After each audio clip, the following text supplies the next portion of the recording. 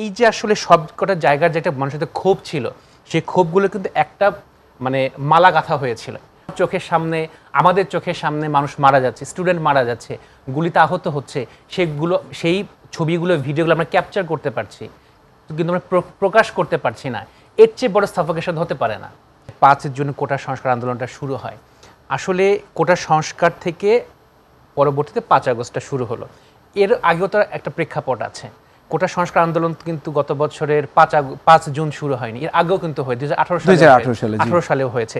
সেগুলো কিন্তু আমরা মানে এই আন্দোলন যখন কথা বলি তখন আমরা ওই জিনিসগুলো ভুলে যাই। আবার আমি যদি 15 বছরের কথা বলি, 15 বছর কিন্তু অনেক গণতান্ত্রিক অনেক আন্দোলন হয়েছে, অনেকে মারা গিয়েছেন, অনেকে আহত হয়েছেন, জেল জুলুম খাটতে হয়েছে। মাঝখানে আবার যে বলে মানবাধিকারের কথা বলা, সেগুলো কিন্তু মানবাধিকার সেভাবে প্রতিষ্ঠিত ছিল না। মানুষের মত প্রকাশের যে স্বাধীনতা, সেই স্বাধীনতা কিন্তু সেভাবে ওই 15-16 বছরে ছিল না। এখন কিন্তু আমরা সবাই ফেসবুকে মানে যার যা মনে চাচ্ছে আমরা কিন্তু সেটা লিখতে পারছি। 15-16 বছরে কি আমি আপনি অথবা জেদনি কি পেরেছি কিনা। এই যে আসলে সবকটা জায়গার যেটা মানুষের ক্ষোভ ছিল, সেই ক্ষোভগুলো কিন্তু একটা মানে মালা গাঁথা হয়েছিল, কোনটার পরে কোনটা আসবে, কোনটার পরে কোনটা আসবে, এগুলো নিয়ে কিন্তু মানুষের মধ্যে একটা ক্ষোভ তৈরি হয়েছিল। মানে রাজনৈতিক নেতৃবৃন্দ যেটা পারেনি, সেই স্টুডেন্টরা কিন্তু সে মালাটা গাঁথতে পেরেছিল। তো সেই জায়গা থেকে মানুষের মধ্যে ক্ষোভ ছিল। এবং আপনি যদি একটু কানেক্ট করে দিই, সেই সময় কিন্তু আমরা এই যে ছাগল কাণ্ড, বেনজিরের কিছু দুর্নীতি, তারপরে আরো এই ধরনের বিষয়গুলো কিন্তু সামনে ছিল, দ্রব্যমূল্য সমসাময়িক ওই সময়টাতে অনেকগুলো ইনসিডেন্ট ঘটেছে যেগুলো মানুষকে স্ট্রাইক করেছে। কিন্তু তার মানে মত প্রকাশের স্বাধীনতা, সে যে বলবে অথবা কোনো জায়গায় বিচার চাইবে, সেই সুযোগটা কিন্তু মানে আমার আপনার বা সাধারণ মানুষের ছিল না। তো এই সবগুলো জিনিস যখন এক জায়গায় হয়েছে, মানুষ বুঝতে পেরেছে হ্যাঁ এখন আমার সময় এসেছে, আমি এখন স্পোক আউট করতে পারি, আমি বলতে পারি। সেই জায়গাটা কিন্তু স্টুডেন্টরা তৈরি করে দিয়েছিলেন। হয়তো বা পিছনে অনেকে অনেক কাজ করেছেন, মানে এত বড় একটা আন্দোলন হয়েছে, গণঅভ্যুত্থান হয়েছে, এটা কিন্তু শুধুমাত্র একজন XYZ এর ক্রেডিট না। আমার কাছে মনে হয় এটা বাংলাদেশের আপামর জনসাধারণের ক্রেডিট। আমরা দেখি যে একজন রিক্সাওয়ালা কীভাবে নিহত একটা ছেলেকে ক্যারি করে নিয়ে যাচ্ছে, এটা কিন্তু তার অবদান আছে। একই সাথে যে রাস্তায় বাদাম বিক্রি করছে তারও কিন্তু অবদান আছে।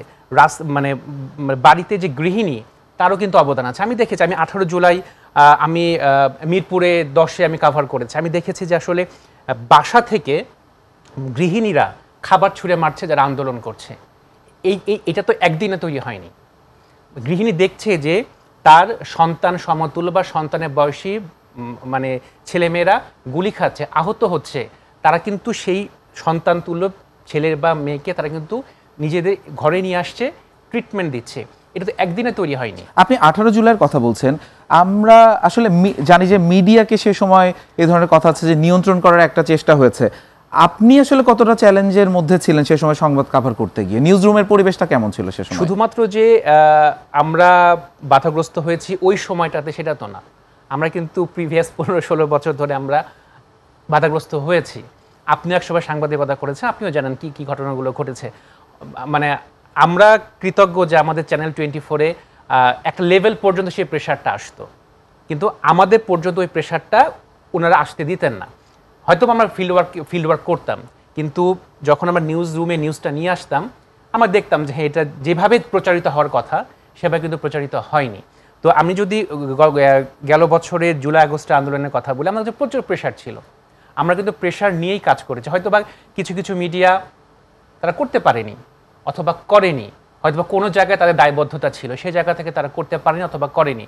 মানে আমি এতটুকু মানে বিশ্বাসের জায়গা থেকে বলতে পারি যে আমাদের চ্যানেল 24 যতটুকু পেরেছে, সর্বোচ্চ লেভেলে যতটুকু পেরেছে, অ্যাকচুয়াল ঘটনাগুলো যে ঘটেছে সেটা প্রচার করার চেষ্টা করেছে এবং করেছে, যেটা ফলশ্রুতি স্বরূপ কিন্তু আমাদের চ্যানেল 20 মিনিটের বেশি কিন্তু ট্রান্সমিশন বন্ধ করে। নিউজ রুমের পরিবেশটা সে সময় কেমন থাকতো? আসলে নিউজ রুমের পরিবেশ আমরা যদি বলি যে আমরা কিন্তু একজন আরেকজনের জন্য কিন্তু আমি টেন্স ছিলাম। আমার কলিগস কেউ যাত্রাবাড়িতে কাভার করেছে, কেউ উত্তরাতে কাভার করেছে, কেউ মিরপুরে কাভার করেছে, কেউ রামপুরাতে কাভার করেছে। ওই সময়টাতে কি হয়েছে এটা তো কাউকে তো মুখে বলা তো দরকার নাই, এটা তো সোশ্যাল মিডিয়াতে অহরহ আছে। তখন কিন্তু দুই ধরনের ঝুঁকি আছে। একটা হচ্ছে যে আপনি ফিল্ডে কভার করছেন, আপনার যে কোনো কিছু হতে পারে, আপনি বলতে আমি বলছি যে কোনো সাংবাদিকের যে কোনো কিছু হতে পারে, এটা এক ধরনের ঝুঁকি আছে। এবং মানে যে কেউ, আমরা তো দেখেছি ট্যাগিং কালচার যেটা, সেটিও আছে। আবার একই সাথে সরকারের তৎকালীন সরকারের যে গণমাধ্যমের উপর নিয়ন্ত্রণ সেটিও আছে, পুরো বিষয় মিলে মানে আপনাদের জন্য কতটা সাফোকেটিং ছিল বিষয়টা? আসলে সাফোকেটিং তো অবশ্যই ছিল। আমার চোখের সামনে, আমাদের চোখের সামনে মানুষ মারা যাচ্ছে, স্টুডেন্ট মারা যাচ্ছে, গুলিতে আহত হচ্ছে, সেই ছবিগুলো, ভিডিওগুলো আমরা ক্যাপচার করতে পারছি, কিন্তু আমরা প্রকাশ করতে পারছি না। এর চেয়ে বড় সাফোকেশন হতে পারে না। আমার চোখের সামনে যে ঘটনাগুলো ঘটছে সেগুলো আমি প্রচার করতে পারছি না।